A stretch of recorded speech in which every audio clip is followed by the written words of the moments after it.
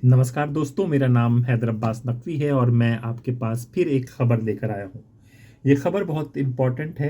ये खबर आपसे जुड़ी हुई है और इस खबर का संबंध हम देशवासियों से है। हम दिवाली का मौका है, धमाकेदार सेल होनी चाहिए, धमाकेदार डिस्काउंट मिलने चाहिए, लेकिन इस बार 2024 की दिवाली में धमाकेदार धमकियां मिल रही हैं। जी हाँ, हमको पता है कि लॉरेंस बिश्नोई साबरमती जेल में है और उसकी सलमान खान से दुश्मनी है। एक जो किस्सा काफ़ी पुराना है कि उसको चाहता है कि सलमान खान उनके मंदिर में आकर माफ़ी मांगे और काले हिरण की जो उन्होंने हत्या की थी, जिसको सलमान खान ने नकारा है, उनके पिता ने नकारा है और जिसके चलते सलमान खान को जेल भी हुई है, उसके लिए वो माफ़ी मांगे। जब ये केस कैसे और बढ़ा, हमें पता है कि सलमान खान के ही दोस्त बाबा सिद्दीकी, जो महाराष्ट्र सरकार में जो सरकार है उनके एक इम्पॉर्टेंट मंत्री थे बाबा सिद्दीकी, उनको कत्ल कर दिया जाता है। तो जब इनका कत्ल होता है तो एक सांसद और हैं, आप जानते होंगे, उनसे परिचित होंगे, पप्पू यादव। जी हाँ, पप्पू यादव कहते हैं 7 बार सांसद बने हैं, अभी भी पार्लियामेंट में हैं। उन्होंने ये सरकार से कहा कि अगर आप लोग विश्नोई का लॉरेंस बिश्नोई का कोई हल नहीं निकाल सकते तो आप मुझे दो, मैं उसके पूरे गैंग का सफाया कर दूंगा। ऐसा उन्होंने कहा कि भाई, जो नागरिक है उसको सुरक्षा प्रोवाइड करनी चाहिए। अगर सुरक्षा सरकार प्रोवाइड नहीं कर पा रही है तो हमें बताइए, हम उनका सफाया कर देंगे, हम उनको ठीक कर देंगे, हम उनको दुरुस्त कर देंगे। ये बात उन्होंने कही जो काफ़ी सोशल मीडिया और सब जगह वायरल हुई और बात हुई कि भाई, सलमान खान के पक्ष में पप्पू यादव, सांसद पप्पू यादव का ये बयान आया है। कईयों ने हेडलाइन बनी कि पप्पू यादव ने दे दी खुली चुनौती लॉरेंस बिश्नोई को।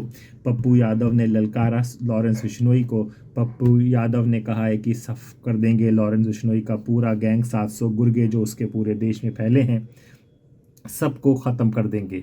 इस तरह की पूरी खबर पूरे मीडिया में छाई। लेकिन फिर क्या हुआ, फिर एक और धमकी आई।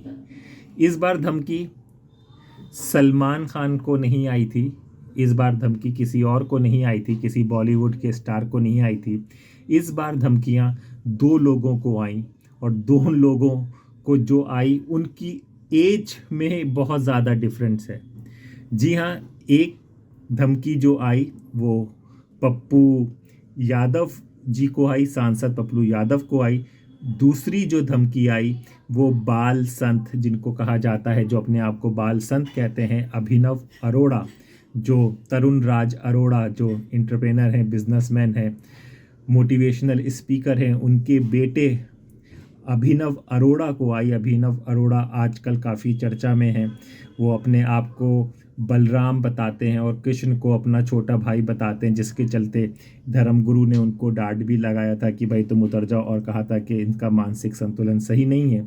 इस तरह की बात हुई थी। तो दो धमकियां आई, एक आई आपको पप्पू यादव को, एक आई आपका अभिनव अरोड़ा, जो बाल संत कहे जाते हैं, अपने आप को कहलवाना वो पसंद करते हैं, उनको आई। पप्पू यादव को जो धमकी आई वो फ़ोन पर आई। फ़ोन पर उनके शायद मैनेजर ने उठाया और मैनेजर को उसने कहा कि भाई, तुमने इतना सब कुछ कहा, तुम में से कोई हमें पंगा, कोई दुश्मनी, कुछ वो नहीं था, लेकिन तुम ज़बरदस्ती इसमें कूदोगे तो तुम्हारा भी अंजाम वही होगा जो किसी और का आएगा। इसलिए तुम अपने रास्ते रहो, हम अपने रास्ते रहते हैं, हमारे रास्ते में आने की कोशिश करोगे और सलमान के अगर साथी बनोगे, अगर कुछ बोलोगे, तो तुम्हारे साथ भी हम वही करेंगे जो हमें सलमान खान के साथ करना है। ये बात सांसद ने आई है तो पप्पू यादव ने एक ट्वीट करके गृह मंत्री से कहा है कि अगर उनको कुछ होता है, अगर उनकी ज़िंदगी को कुछ होता है तो इसकी जिम्मेदारी आपकी होती है, क्योंकि आपके चलते लॉरेंस बिश्नोई इतना पनप रहा है, इतना फूल रहा है। कभी बॉलीवुड के स्टार को धमकी देता है और कभी सांसद को धमकी दी जाती है। लॉरेंस बिश्नोई, इस पे कई ट्वीट और कई अब वायरल हो रहे हैं, तो सब कह रहे हैं कि भाई लॉरेंस बिश्नोई तो इतना मजबूत है कि जिसका नाम आपकी कनाडा और यूएस में भी लिया जाता है, क्योंकि जैसे हमें पता है कि अभी जब कनाडा का जिक्र आया, यूएस का जिक्र आया, जहां पर खालिस्तानी समर्थक, जिनको भारत हम लोग खालिस्तानी आतंकवादी कहते हैं, उनके 2 लोगों की डेथ हुई थी, एक कनाडा में हुई थी, एक यूएस में हुई थी, जिसमें ये कहा गया था कि इनकी डेथ भारत सरकार की एजेंसियों ने लॉरेंस बिश्नोई के गैंग के तहत कराई गई है। गैंग ने उनको मारा है, जिसके पीछे भारत सरकार काफ़ी बैकफुट पर आ गई थी और ये कह रही थी कि नहीं, इस तरह की ये झूठी बातें हैं जो यूएस और कनाडा से आ रही है। इसके चलते कनाडा से भारत के रिश्ते भी काफ़ी तनाव में आ गए हैं। कहा गया है कि लॉरेंस बिश्नोई से कोई इंटरव्यू, क्योंकि मुंबई पुलिस कई बार लॉरेंस बिश्नोई को ले जाना चाहती है, ले जाकर उनसे बात करना चाहती है, क्योंकि जिस तरह से धरपकड़ हो रही है, जिस तरह से धरपकड़ चल रही है, तो उसमें सारे गुर्गे लॉरेंस बिश्नोई के ही आ रहे हैं, उनका ही नाम लिया जा रहा है। तो उसके पूछताछ के लिए मुंबई पुलिस साबरमती जेल से लॉरेंस बिश्नोई को वापस मुंबई लाना चाहती है, जहां पे पूछताछ करे, लेकिन वो पूछताछ के चलते नहीं मिलता है।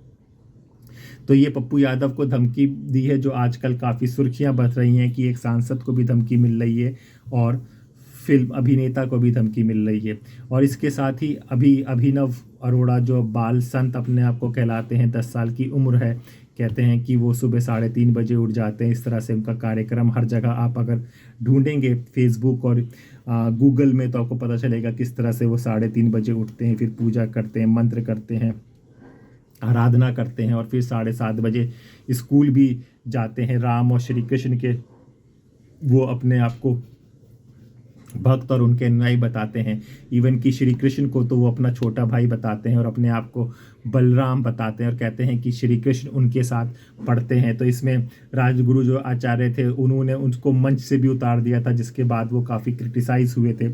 और कई यूट्यूबर्स ने कहा था कि भाई ये उनके बाप राज अरोड़ा द्वारा बनाया गया पूरा एक मीडिया नेटवर्क है, अपने बेटे को पब्लिसिटी और इस तरह के इन्फ्लुएंसर बनाने के लिए, जिसके चलते उनकी फैमिली ने केसेस भी किए हैं यूट्यूबर्स पर, और उन पर कि हमारे बच्चे को बदनाम करने की कोशिश की जा रही है। अब उनकी माता ने ही कहा है कि उनके बच्चे को मारने और उनके को भी धमकी मिली है, फ़ोन मैसेज आए हैं, कॉल आई है, जिसमें कहा गया है कि हम तुम्हें ख़त्म कर देंगे, तुम्हारे बच्चे को भी मार देंगे।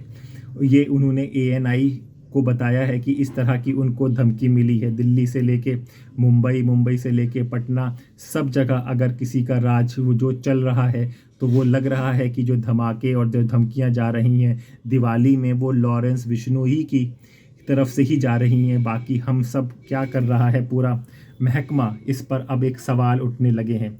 इसी के चलते एक और धमकी दी गई ज़ीशान सिद्दीकी को। जी हाँ, ज़ीशान सिद्दीकी को भी एक धमकी मिली है। ये धमकी देने वाला नोएडा का तैयब था। तैयब एक बड़ई कारपेंटर के यहाँ दिल्ली में रहता था, और उसने रात को एक मुंबई पुलिस को मैसेज डालता है कि हम ज़ीशान सिद्दीकी को भी मार देंगे। तो फिर फ़ोन कॉल को ट्रेस किया जाता है, ट्रेस करके पता चलता है कि वो तैयब नोएडा में रहता है। उसने कहा था कि मैंने मजाक और इसके लिए कर दिया था कि हम लॉरेंस बिश्नोई गैंग का। तो उसको मुंबई पुलिस उठाकर नोएडा से मुंबई ले गई है ज़्यादा पूछताछ करने के लिए कि क्या इसकी बातों में सच्चाई है या फिर ये सिर्फ ऐसे ही है। तो ये चीज़ पूरी वाक़या था। आपको पता है कि किस तरह से लॉरेंस बिश्नोई एकदम पनप गए हैं। इंस्टाग्राम में उनके बेइंतहा फॉलोवर्स हो गए हैं, उनको मानने वाले। वो एक रॉबिन हुड की इमेज हमने पहले बताया था कि बनती जा रही है। सब उनके बारे में जानना चाहते हैं कि मिल्की उनका नाम था, किस तरह से उनका रोमांस हुआ, किस तरह से उनकी अपनी निजी ज़िंदगी है, और किस तरह से वो एक चंडीगढ़ की स्टूडेंट पॉलिटिक्स से लेके आज जो देश में जो इंटरनेशनल नाम आ रहा है, जो इंटरनेशनल्स गैंगस्टर्स में जो नाम आ रहा है, वो लॉरेंस बिश्नोई का आ रहा है। और जो अपोजिशंस पार्टी हैं और जो दूसरे लोग हैं, वो कहते हैं कि सरकार इनका समर्थन कर रही है, इसीलिए ये बचे हुए हैं, इसीलिए ये खुद सब कुछ आ रहे हैं। क्योंकि जो धमकी देने वाला, जो पप्पू यादव को धमकी दी थी, उसने एक और बात कही थी कि भाई ने वहाँ से, थाने से, जेल से आपको कॉल कर रहे हैं और जेल से जैमर का हटवा कर, मतलब कि फ़ोन आप कोई नहीं हो सकते, जैमर्स लगे होते हैं, उनको हटाकर आपको कॉल की जा रही है। आपको पता है कि ना जैमर्स को हटाने का खर्चा पुलिस वाले कितना लेते हैं? 1 लाख रुपए 1 सेकंड का जाता है। तो इतना पैसा भाई वहाँ पर दे रहा है, भर रहा है तुमसे बात करने के लिए। तो पप्पू यादव तुम सुधर जाओ, संभल जाओ, नहीं तो तुमसे हमारी कोई दुश्मनी नहीं है, लेकिन अगर तुम बीच में इसमें पड़े तो तुम्हारा हाल भी वही होगा जो सलमान का होने वाला है और बाबा सिद्दीकी का हो गया है। तो हमें लगा कि ये खबर आपको बताई जाए कि दिवालियों में धमकियों का ऑफ़र आ रहा है। तो सुरक्षित रहिए, सेफ रहिए और इसी तरह की खबरों के लिए हमें देखते रहिए। अपने दोस्त हैदर अब्बास नफ़ी को इजाज़त दीजिए। नमस्कार।